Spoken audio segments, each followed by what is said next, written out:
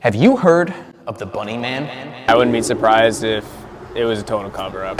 It's one of the DMV's scariest and most gruesome urban legends, but what's the real story? People always constantly talk about it. This whole town is haunted. Our tale, no pun intended, centers on a series of mysterious incidents over the past century involving a man in a bunny suit chasing people around the woods with a hatchet near a small town in Fairfax County. The most horrifying part of the story unfolded right here on this train overpass bridge in Clifton, Virginia.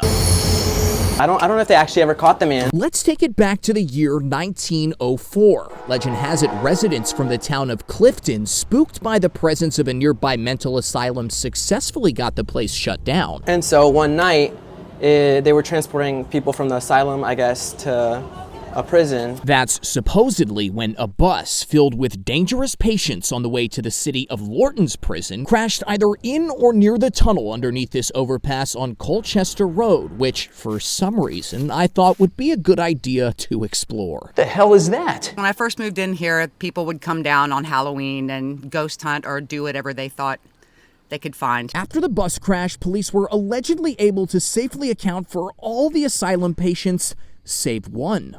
Take a wild guess. He would feed off the rabbits. This is so bizarre. That were out there. Yeah. And so what he would do to leave his mark was he would actually hang the rabbits from the bridge so people could see them. Yo, you guys think you're funny. For weeks, maybe months, the Bunny Man hid out in these woods until one Halloween night in the early 1900s when he set upon a group of teens who were hanging by the bridge, and they met a gory end, not unlike the rabbits. I heard that the government doesn't really admit it because they want to cover up the fact that maybe they let this guy loose from the insane asylum. After learning all about the Bunny Man, I knew I couldn't just stop at the bridge and tunnel. So I drove out to Clifton to see if anybody knows anything. I heard a lot about Bunny Man Bridge in high school, Yeah. and I know that people just used to go out and see if they could find the Bunny Man. When I actually did it one time, but I never saw anything like that. It's a story that all I guess older people hear that they tell their kids, and then their kids tell their kids. They definitely know something. When it comes to the Bunny Man, everybody has their own theory. I think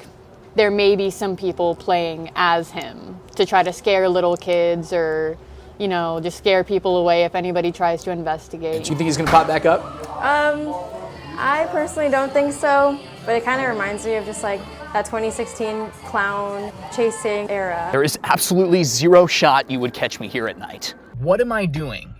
What am I doing? This is a horrible idea. By the way, the old Lorton prison, it's now a small business hub, the Workhouse Arts Center, home to, and I can't make this up, Bunny Man Brewing, owned by, wouldn't you know it, a Clifton resident. Is the legend of the Bunny Man what inspired this brewery? Yeah, so most definitely it is. In the end, there's little evidence to suggest that there was an asylum built near Clifton at all, and 1904 would have been pretty early for buses to be on the road. I keep thinking I hear noises all around me. But there is a lingering belief that at midnight on Halloween, the Bunny Man makes an appearance right here, waiting for some foolish thrill seeker reckless enough to come back when the clock strikes 12. It's a possibility, you know what I'm saying?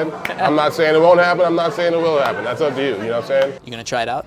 Test it out maybe? Maybe. I don't know. Maybe we'll see. Oh, wow, okay. Trick or treat, be safe, and enjoy the holiday. Here at what might be the DMV's most haunted location, I'm Matt Kaufax, WTOP News. For more stories like this, download and listen to WTOP Radio on our app or tune in to 103.5 FM. There's a whole lot of things like this that they just haven't told us about.